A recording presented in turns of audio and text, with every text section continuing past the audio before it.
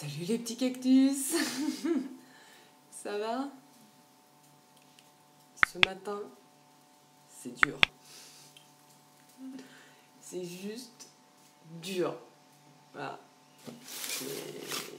C'est dur. On va en parler. Du coup, j'ai décidé de vous faire un petit format une fois par semaine. Si j'y arrive, hein, je vais pas non plus m'épuiser pour vous. Hein. Je vais faire des efforts. Je vais pas non plus m'épuiser pour vous. Et donc du coup, j'ai mis Café Cosette. Après, le nom est pas terrible, quoi. Je trouve que ça fait un peu Les Misérables. C'est pas l'idée que je veux, quoi. Voilà, l'idée, c'est qu'on puisse prendre un petit déjeuner ensemble une fois par semaine. C'est ça que j'aimerais, quoi. Eh, vous avez vu? Faut essayer de... On cache le bordel comme on peut. Hein. Donc voilà, ça c'est mes t-shirts, des super t-shirts. On est bien dedans. Que vous pouvez trouver sur mon shop Etsy.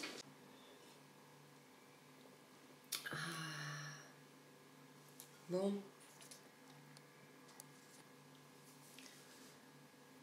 Le petit cactus. Le sommeil. Le sommeil, on en parle. On en parle du putain de sommeil. J'ai dû oublier en 27 ans. J'ai plus que 27 ans, mais je calcule par rapport à mon passage en clinique, mais j'ai dû oublier à un moment donné ce que c'était. Le dodo. Le bon dodo. Le sommeil. Je sais pas quand ça a commencé. Je sais pas pourquoi. Je sais pas de quelle manière, mais j'ai dû oublier. Et du coup, récemment, j'ai été pris en charge pour dépression, entre autres. Et j'ai des médicaments pour dormir. Et du coup, j'ai découvert un monde parallèle. Un monde dans lequel le sommeil, c'est cool.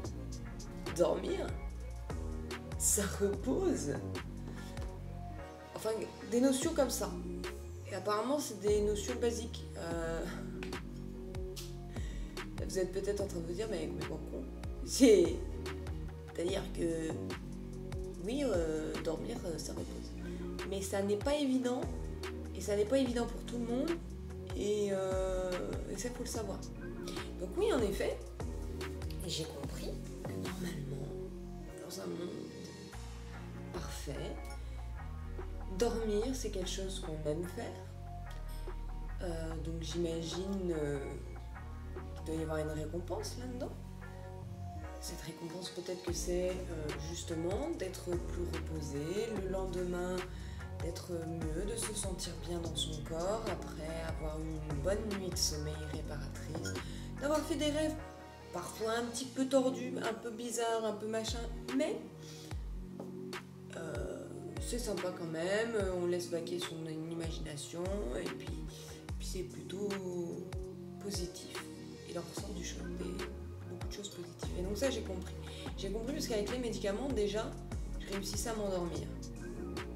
Parce que je n'arrivais pas.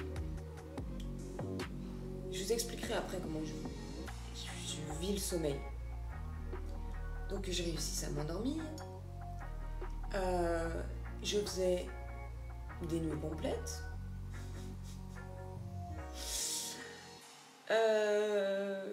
Je faisais des rêves normaux, c'est-à-dire que parfois des rêves bizarres, dérangeants, mais parfois des rêves cool. Bon, des fois un peu des deux, quoi. Parfois c'est un peu mélangé, un peu des deux. Et puis quand je me réveillais, je me sentais bien, je me sentais fraîche pour la journée. Alors ça va. Au début, il faut le temps de récupérer, quoi. Et après, t'es content, quoi.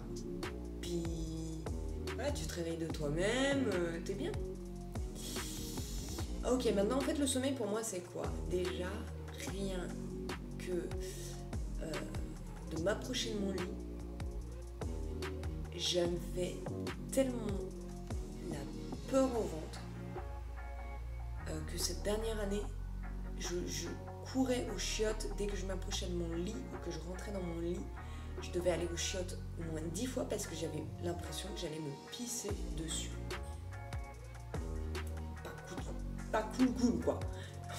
On sent que la relation c'est pas love quoi.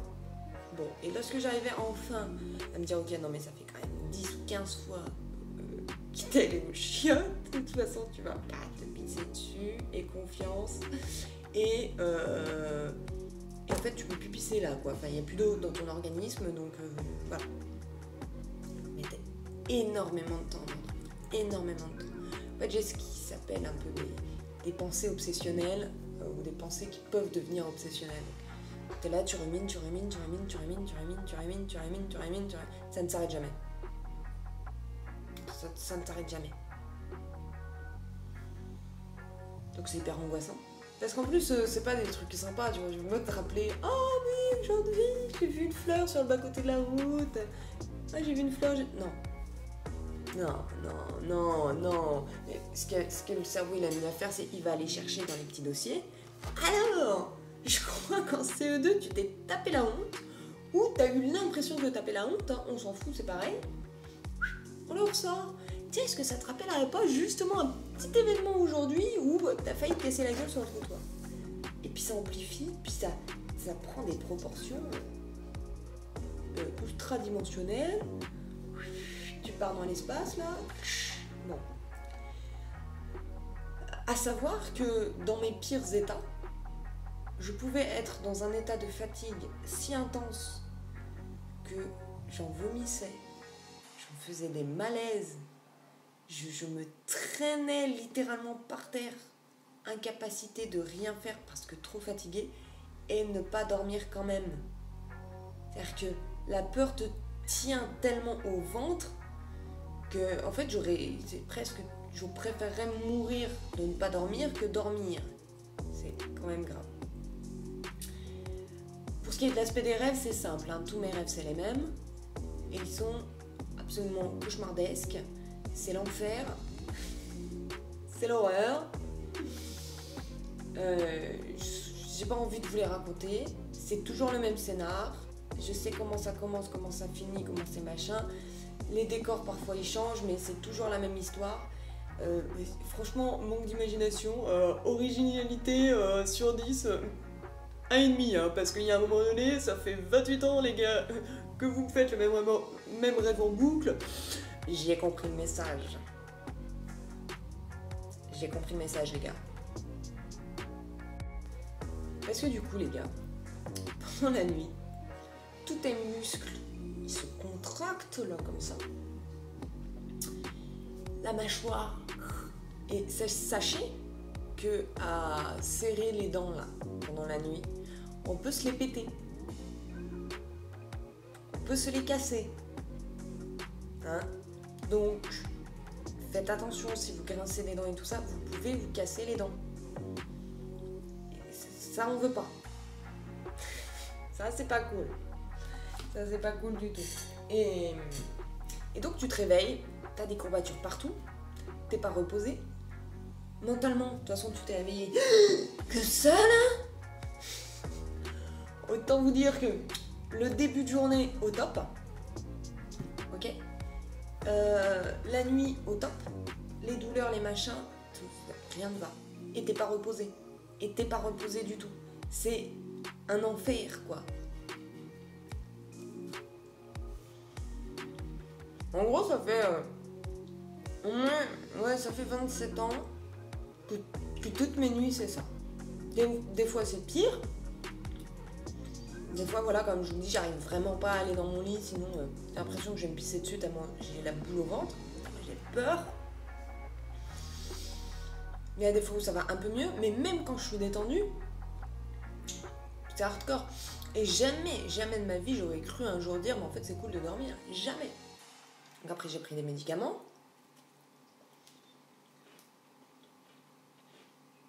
J'ai découvert un monde parallèle. Un monde parallèle des gens qui dorment et qui aime ça. Incroyable. Incroyable mais vrai. Dormir, ça repose. Mettez-le en citation de l'année. Dormir, ça repose. Bon. Petit souci. Les médicaments commencent à plus marcher. Sauf que quand tu as enfin réussi à découvrir le sommeil cool, le vrai sommeil en fait, et que tu te retrouves à nouveau dans ton délire là, t'as l'impression que c'est 100 fois pire. T'as plus l'habitude. On perd vite l'habitude de souffrir en fait. T'as plus l'habitude. Donc déjà les médicaments commencent à moins marcher. Et puis il y a des moments quand même, faut le dire, je taquine un peu. Je fais des petits tests où il suffit que j'ai bu ou quoi pour que je me dise non, je prends pas le médicament parce qu'avec l'alcool c'est pas bien, etc. Et donc je fais des petits tests. Et j'ai compris hier, je me suis pris en pleine tronche. J'ai compris qu'en fait j'avais des comportements malsains liés sans doute à un trauma ou des traumas, j'en sais rien. Mais qu'en fait je suis en état de choc post-traumatique. Alors moi je voulais pas y croire au début parce que pour moi c'est pour ceux qui ont fait du Vietnam, qui ont fait la guerre. Enfin, j'ai pas fait la guerre. Mais il semblerait, les symptômes que j'explique, pas juste quelqu'un qui a des difficultés à dormir. Il y a autre chose. Et alors hier, je peux vous dire mon moral. 0. Au plus bas. Simple. J'ai dû me battre par rapport à ma dépression. Je pensais que ça y est, j'étais en train de revivre. Je vais pouvoir faire mes projets, professionnellement, personnel et tout. Vraiment une grosse phase ascendante. Et là, bam, tu te prends dans la gueule que... Oh, il y a encore des cailloux dans la chaussure. Parce que gérer un choc post-traumatique, je pense que j'irai sans doute faire de l'EMDR et je vous en parlerai, je vous dirai si c'est bien ou pas, parce que jusque-là, j'ai jamais voulu en faire, mais c'est apparemment la meilleure méthode aujourd'hui connue pour justement régler au plus vite et de la façon la plus efficace et la plus durable et les chocs post-traumatiques ou des traumatismes en tout genre. Parce qu'il y a aussi, en fait, et c'est ça qu'on m'avait aussi appris, c'est que parfois les traumatismes, c'est pas juste t'as un événement traumatique et bam, tu tombes dans un trauma et tu tombes dans des mauvaises habitudes et tu tombes dans un comportement qui est à problème, etc. Non, parfois ça peut être plein de petits traumas, on va dire plein de petits trucs répétitifs. Ça serait comme un traumatisme de stress continu, tu vois. Un truc sur la longueur, plein de petits trucs sur la longueur, ça peut aussi marcher. Il faut voir aussi un autre aspect du spectre du bidule, quoi. Vous savez, je sais pas pourquoi, ni à quoi c'est dû tout ça. J'ai des idées, des pistes, mais c'est des toutes petites pistes, quoi. Pour le moment, ça n'a pas de goût. Mais par contre, je me souviens de la première nuit où j'ai fait ce premier rêve avec ce scénario-là. Ça, je vais en parler au médecin. Je vais en parler. Je vais aller voir pour faire de l'EMDR parce que le bordel, il faut le soigner. C'est hyper décourageant, t'as l'impression. J'ai l'impression que je suis repartie en arrière. Oh, putain, merde, quoi. Pas encore me concentrer à fond sur tout ce que je veux faire dans la vie, j'ai encore faut encore que je soigne mes blessures. Et en fait c'est comme des blessures qui ont mal cicatrisé, c'est-à-dire que ce que j'explique c'est que t'as un truc là qui a cicatrisé, puis en fait tu te rends compte que tu peux pas utiliser ton bras. Faut réouvrir le truc, faut enlever les éclats de verre, faut enlever le pus limite, voilà, faut désinfecter. Déjà c'est douloureux. Puis après il faut recoudre correctement, le désinfecter, machin, le soigner, faire de la rééducation. c'est long, c'est chiant, alors que jusque-là, bon bah, j'utilisais pas mon bras, mais au moins, voilà, la cicatrice, elle grattait juste, quoi. Là, non, faut la réouvrir. Je sais qu'il faut passer par là, et je veux absolument pas être définie par mes traumatismes, par mon vécu, par mes machins. Non. Je veux... C'est au-delà de ça. Je veux pouvoir m'épanouir au-delà de ça, et je veux que rien ne puisse m'empêcher d'être qui je dois être. Et je dois passer par là, ben je passerai par là. Mais c'est décourageant. Pourquoi c'est décourageant? Parce que merde, je sais la tâche que c'est, et comme c'est épuisant, et comme c'est douloureux. Mais par contre, je sais aussi qu'après, plus tôt c'est fait, et qu'après, ce sera bon. Alors maintenant, après, je me suis aussi posé une autre question. Intéressant. Donc là, je soigne mon état dépressif, machin, maintenant. Et j'avais notifié que j'avais des problèmes de sommeil. Mais ces problèmes de sommeil n'ont pas été réellement abordés, etc. Pourquoi? Parce que moi je me dis putain, ça aurait été un gain de temps de tout régler en même temps. Je sais pas si vous vivez une situation similaire à la mienne ou autre, mais le cerveau, il fait une chose après l'autre et c'est lui qui décide. Et c'est chiant, et on n'est pas content, et on veut pas parce que ça va pas à notre rythme, mais c'est pas le rythme que tu veux là dans ta tête en disant je veux tout régler d'un coup, c'est pas le rythme qui est bon pour toi, et c'est pas le rythme qui te va à toi. Ok? Ta psyché, elle sait. Là, ok, t'as géré tes problèmes, ton problème numéro 1. Le gros problème, hop, dépression, t'as failli crever, c'est problème majeur, on a mis les alarmes en route, tac, tac, tac. Ok. Maintenant, t'as géré ça, t'as remonté la pote, et il te donne quand même 1 ou 2 semaines où tu te dis, ah bah je suis bien là, ah, ouais, bah c'est bon, la vie est belle, allez, c'est bon, c'est reparti. Et là, il te fait, ah, en fait, boum. Deuxième alarme. Vous avez oublié de... L'autre, le problème 2. C'est aussi un gros problème, mais comme il était un peu moins gros, bon, on vous l'a gardé, on vous l'a mis de côté pour maintenant. Maintenant, vous êtes prêts. Et c'est aussi pour ça que les psys, ils sont pas cons, ils savent les problèmes, ils les voient au début, hein. Tu leur parles, ils savent l'étendue du problème. Ils se focusent sur celui que tu peux te focuser. Ils se concentrent sur celui que tu peux gérer au moment T. Et ils attendent que ça soit à toi de venir en disant, ah, en fait, j'ai l'autre truc là qui me gratte, ça serait bien de le régler. Et là, ils vont dire, ah bah oui, j'attendais justement que vous m'en parliez, je me demandais quand est-ce que c'était bon. C'est énervant. C'est énervant, mais en fait, c'est parce qu'il faut aller au rythme de sa psyché. Et c'est comme ça. Alors, ouais, il faut travailler, hein. Faut pas se laisser voguer comme ça par les flots. Je pense que oui, il faut travailler, il faut des bons ovaires, solides à accrocher. Mais en même temps, je pense aussi que tout le monde peut le faire. Parce que tout le monde a la force de pouvoir régler les problèmes auxquels il a été confronté. Et trouvera l'aide nécessaire. Même s'il faut appeler des fois 15 fois. Parce qu'une fois, ça suffit pas parfois. 2 fois, ça suffit pas. 3 fois, ça suffit pas. Mais vraiment, je veux aussi faire un message d'encouragement en disant, bah, voilà, c'est long, c'est un chemin qui est long, la santé mentale. C'est un chemin qui est long, qu'on nous a pas appris, qui n'est pas inné, qui est encore tabou dans notre société. Mais criez le plus fort que vous pouvez pour trouver de l'aide. Accrochez-vous à toute l'aide qu'on peut vous donner.